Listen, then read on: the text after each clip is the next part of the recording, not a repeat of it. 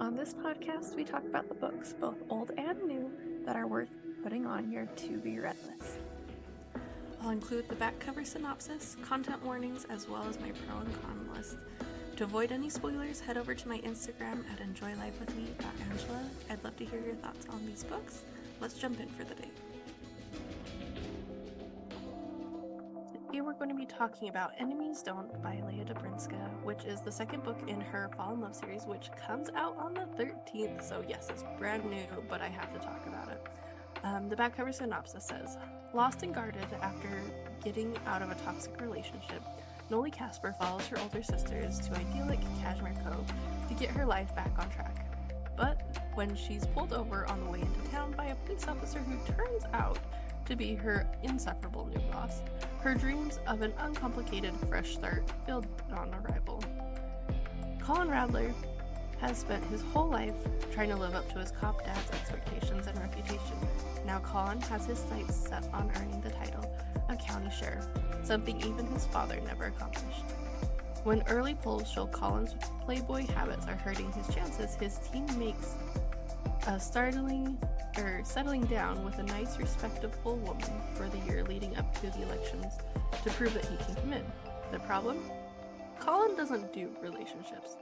Yet when he slips his team's preposterous plan to Noli, a woman he finds as self-righteous and enigmatic as she is beautiful, he's not sure what's more shocking, that she offers to help him or that he finds himself falling for her in the process.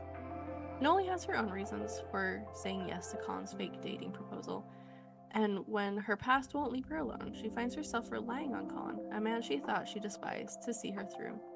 But it's all just a temporary, mutual beneficial arrangement, right? Because enemies don't fall in love, do they? This is a contemporary rom-com, dual point of view, enemies to more, fake relationship. The intimacy was a moderate, because they did notice other body parts on the other person, like their legs or their butt. She does sit on his lap, and there's mention of the Mile High Club, and there is spooning. I believe it swore twice, but I kind of lost track. I was too involved in the story to count correctly. And the violence is low descriptive, so I'm going to put it at a mild. As far as potential trigger warnings, there is an abusive relationship. There's a suicide mentioned in passing as part of Collin's job, alcohol, lying, manipulation, and then a strained parent-child relationship.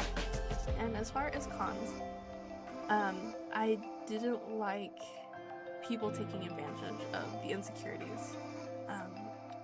As I was reading along, I didn't understand why they would tell Noli right before the wedding that she was a means to an end.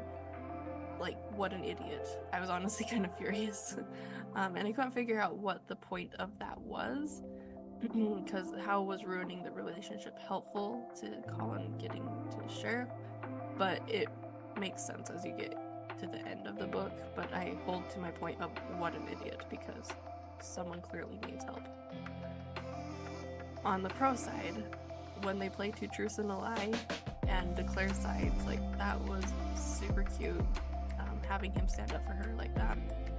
I loved when he found out Noli's favorite coffee, because it was such a roundabout way of going about it. It was really cute. And then my favorite part was the line where she says that she could strike a match and light it against a man's ab muscles. It seriously had me laughing out loud, because the writing in this was just funny, and it was enough light stuff to keep the heavier topics an easy read. Now, I will say that if you are impatient about series coming out, I would not read the epilogue because I don't know how long I'm going to wait for Rose's story, because the epilogue was absolutely amazing, but now I'm going to be antsy until I see the third one come out. So, you've been warned. I hope you'll jump over to Instagram at enjoylifewithme.angela and share your thoughts with me on this book. I'll talk to you soon.